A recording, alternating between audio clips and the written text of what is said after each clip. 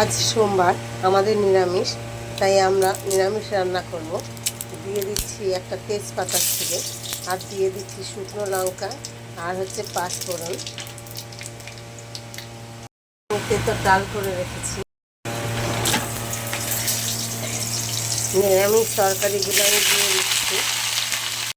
দিয়ে দিচ্ছি কাঁচা কলা, আর একটু মটর ডাল ভিজিয়ে রেখেছিলাম, মটর ডালটা দিয়ে দিচ্ছি। হলুদ আর লবণ আমি ঢেকে দেবো। দিয়ে দিচ্ছি কাঁচা পাকা লঙ্কা, কয়েকটা ফাটিয়ে দেবো, বেশি ফাটাবো না।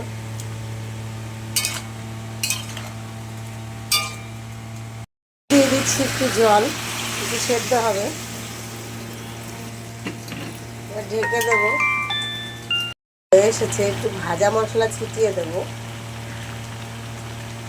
ভাজা মশলাটা দিলে নিরামিষ তরকারিতে ভালোই লাগে। আজকে নিরামিষ তরকারি রেসিপি বানিয়েছি। রেসিপিটা যদি ভালো থাকে একটা লাইক কমেন্ট শেয়ার করে দেবেন। ভালো থাকবেন।